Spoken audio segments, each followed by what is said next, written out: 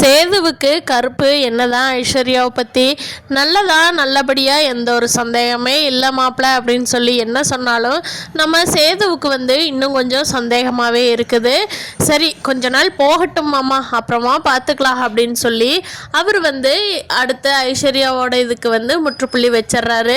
ஆனால் வீட்டில் இருக்கிற எல்லாருமே சேர்ந்து ஐஸ்வர்யா அப்படி இன்னைக்கு ஐஸ்வர்யா இப்படி குழந்தை அழுகிறப்போ என்னால் கூட அழுகாச்சி கண்ட்ரோல் பண்ண முடியல, ஐஸ்வர்யா தான் கண்ட்ரோல் பண்ணணும் அப்படின்னு சொல்லி சித்து சொல்கிறது என்ன, ஐஸ்வர்யா தான் குழந்தை குளிச்சு விட்டான்னு சொல்கிறது என்ன, ஏன் சின்னம்மா கூட இன்னைக்கு ஐஸ்வர்யா தான் குழந்தைய முழு நேரம் பார்த்துக்கிட்டா, எனக்கு வேலையே இல்லை அப்படின்னு சொல்கிறாங்க.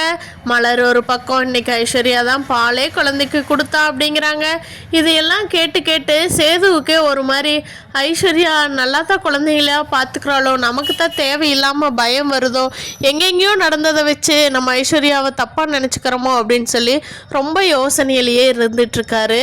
சரி கொஞ்ச நாள் போகட்டும், அதுக்கப்புறமா பார்த்துக்கலாம், இப்போவே எந்த முடிவையும் எடுக்க வேண்டாம் அப்படின்னு சொல்லி தீர்க்கமாக முடிவெடுத்துறாரு சேது. அடுத்த நாள் எல்லாருமே வீட்டில் இருக்கிறப்போ நம்ம மீனாட்சியோட துண்டில் குழந்தைய படுக்க வச்சிருக்கிறதுல தேள் இருந்திருக்கு. அது தெரியாமல் குழந்தை குளிப்பாட்டுறதுக்கு வீட்டில் இருக்கிற சின்னம்மா மலர் எல்லாருமே எடுத்துகிட்டு போகிறாங்க. அப்போ ஐஸ்வர்யா இருந்துக்கிட்டு குழந்தையோட போத்தி வச்ச துண்டில் தேள் இருந்துச்சு, அதனால குழந்தை எங்காவது கடிச்சிருக்க போகுது, நல்லா பாருங்க அப்படின்னு சொல்லி கத்திக்கிட்டே ஓடி வர்றாங்க.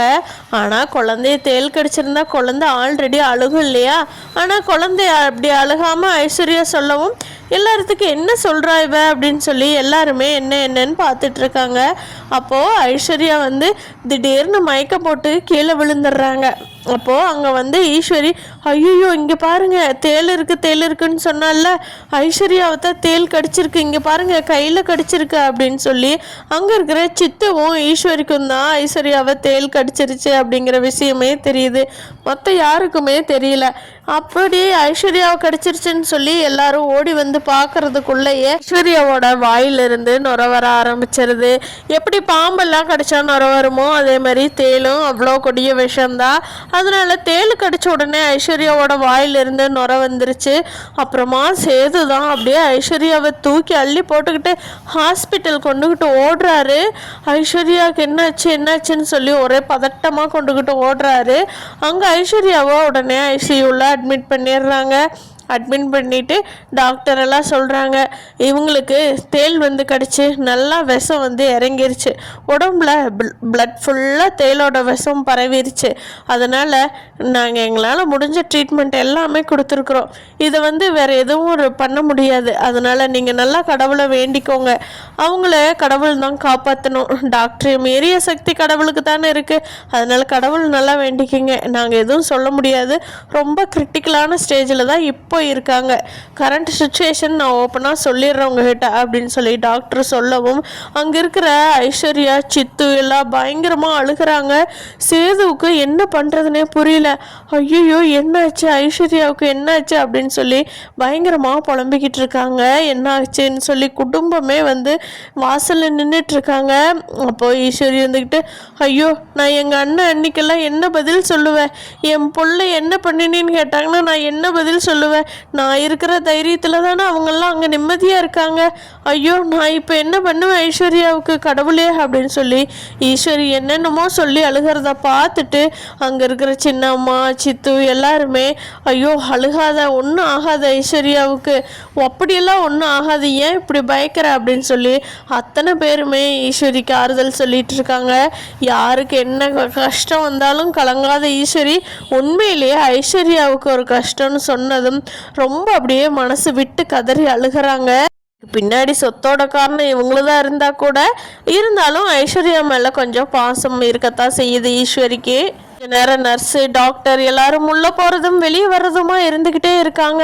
அப்போது உள்ளே போயிட்டு வெளியே வந்த டாக்டர் பரவாயில்ல ஐஸ்வர்யாவுக்கு கொஞ்சம் கொஞ்சமாக விஷம் குறைய ஆரம்பிச்சிருக்கு, பரவாயில்ல உடம்பு நல்லா ரியாக்ட் பண்ணுது, விஷம் ஏறி இருந்தாலும் இன்னி ஒன்றும் உயிருக்கு பயப்படணும்னு இல்லை, கொஞ்சம் கொஞ்சமாக ரெக்கவர் ஆகிக்கிட்டே வர்றாங்க, இன்னி சீக்கிரமாக ஆயிடுவாங்க, எந்த பயமும் வேண்டாம், நீங்கள் எந்த சாமி வேண்டிக்கிட்டீங்களோ அந்த சாமிக்கு போய் வேண்டுதல் கரெக்டாக பண்ணிடுங்க, அவ்வளோ சூப்பராக எங்களுக்கே சந்தேகம் சந்தேகமாக இருந்தவங்க சூப்பராக இப்போ ரெக்கவர் ஆகிறாங்க. கூடிய சீக்கிரம் கண் முழிச்சு பேசுவாங்க.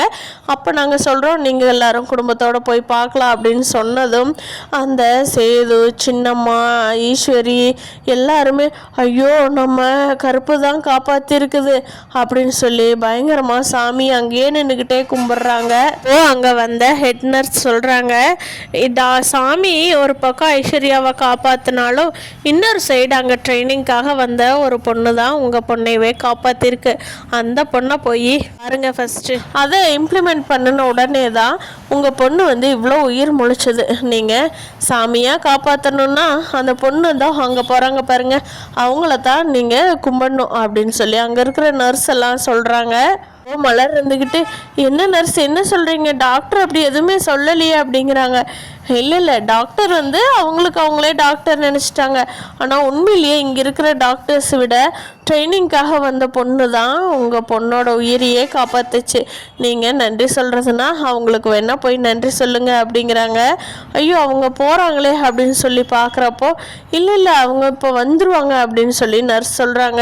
இருந்தாலும் நம்ம மலர் தான் பின்னாடியே போகிறாங்க, அது யாருன்னு பார்த்துக்கிட்டோம்னா அப்புறமா வர்றப்ப கூட சொல்லிக்கலாம் அப்படின்னு சொல்லிட்டு வேகமாக மலர் போய் பார்க்குறாங்க. அவங்க ஒரு 4-5 பேர் சேர்ந்து போய்கிட்டு இருக்கிறாங்க.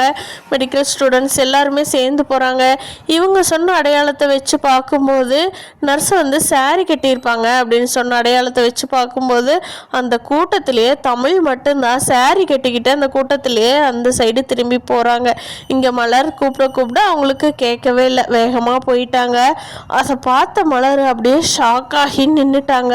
ஐயோ நம்ம தமிழ் தான் ஐஸ்வர்யாவை காப்பாத்துறாளா, ஐயோ இது தெரியாமல் போயிருச்சே, ஐயோ தமிழோட மனசு என்ன பாடுபட்டிருக்கோ, புருஷனை கட்டிக்கிட்ட இன்னொருத்திக்கே நம்ம வைத்தியம் பார்த்து நல்லது பண்ணுறோமே அப்படின்னு சொல்லி தமிழ் ஒரு நிமிஷம் கூட யோசிக்காம எப்படி ஐஸ்வர்யாவை காப்பாற்றிருக்கிறா. அதுவும் யாருக்குமே தெரியாத ட்ரிக்கை நல்லா படிக்கிற பொண்ணு தமிழுங்காட்டி அதிலிருந்து சின்ன சின்ன பாயிண்ட்டை கூட நோட் பண்ணி இப்படி வைத்தியம் பார்த்து ஐஸ்வர்யாவை பொழைக்க வச்சிருக்கிறாளே. ஐயோ இது யாருக்குமே தெரியாது. தமிழோட மனசு என்ன பாடுபட்டிருக்கும் இவ்வளோ காப்பாற்றுறப்ப கூட. ஆனாலும் எந்த கட்டணமும் இல்லாமல் இவ்வளோ சூப்பராக காப்பாற்றிருக்காளே. தமிழோட மனசு தான். அவளோட மனசுக்கு அந்த 2 குழந்தைங்களோட புருஷன் கூட நல்லா வாழ்ந்தான்னா நல்லா இருக்குமே அப்படின்னு சொல்லி மலர் மனசுக்குள்ளேயே நினச்சிக்கிறாங்க. இதை போய் வீட்டில் இருக்கிறவங்ககிட்ட எல்லாத்துக்கிட்டையும் சொல்லலாமா வேண்டாமா அப்படின்னு சொல்லி ஒரே யோசனையாகவே வந்துக்கிட்டு இருக்காங்க. ஏன்னா தமிழில் தான் வைத்தியம் பார்த்தான்னு சொன்னால் இங்கே இருக்கிறவங்க நம்புவாங்களாங்கன்னு தெரியல, அதை சொன்னால் கரெக்டாக இருக்குமான்னு தெரியல. அதனால் மலர் என்ன பண்ணுறதுனே தெரியாமல் வர்றப்போ கருப்பு தான் குறுக்க வர்றாரு. என்ன மலர், ஐஸ்வர்யா அங்கே இருக்கிறப்போ நீ மட்டும் இங்கே என்ன தனியாக வந்துட்டுருக்குற, நம்ம குடும்பத்தாளுங்களே அங்கே நின்று இப்போ தான் ஐஸ்வர்யா பொழைச்சிட்டான்னு ஒரு திருப்தியில் இருக்காங்க, நீ எங்கே வெளியில் போயிட்டு வர்றியா அப்படின்னு சொல்லி கருப்பு கேட்குறாங்க. இல்லை கருப்பு, நான் எங்கேயும் போகலை, நம்ம ஐஸ்வர்யாவை ஒரு டியூட்டி டாக்டர் வந்து காப்பாற்றினாங்கன்னு சொல்லி சொன்னாங்களே நர்ஸ் எல்லாம். ஆமாம், அது வேறு யாரும் இல்லை கருப்பு, நம்ம தமிழ் தான் வந்து காப்பாற்றிருக்க ஐஸ்வர்யாவை அப்படிங்கிறாங்க. என்ன சொல்கிற மலர் அப்படிங்கிறாங்க. ஆமாம் கருப்பு, நம்ம தமிழ் தான் வந்து ஐஸ்வர்யாவையே காப்பாற்றிட்டு இருந்தோம், எதுவுமே தெரியாத மாதிரி இந்த பக்கம் வந்தால் நம்ம எல்லாம் பார்ப்போம்னு சொல்லி அந்த பக்கம் வெளியிலேயே போயிட்டா வெளியில். ஆனால் அவள் இல்லைன்னா இன்றைக்கி ஐஸ்வர்யா உயிரோடவே இல்லை கருப்பு அப்படின்னு சொல்கிறாங்க. ஐயோ அப்படியா, இப்போயே தமிழ்ச்செல்விக்கு ஃபோன் பண்ணுறியா, நம்மளாவது கூப்பிட்டு பேசிடுவோம், காப்பாற்றிட்டு போன பிள்ளைக்கு நன்றி சொல்லணும் இல்லையா அப்படிங்கிறாங்க கருப்பு. மலர் இருந்துக்கிட்டே இல்லை நம்ம சேதுவையே சொல்லிடலாம், நாளைக்கு ஃபோன் பண்ணியோ வீட்டுக்கு போயோ சொல்லிட்டு வரலாம் அப்படின்னு சொல்லி முடிவெடுத்திருக்காங்க. இப்படி தான் இந்த கதை போக போகுதுன்னு நான் நினைக்கிறேன். ஃப்ரெண்ட்ஸ் நீங்கள் என்ன நினைக்கிறீங்கன்னு கீழே கமெண்ட் பண்ணுங்கள். நம்ம சேனலை இன்னும் சப்ஸ்கிரைப் பண்ணாதவங்க சப்ஸ்கிரைப் பண்ணிக்கோங்க.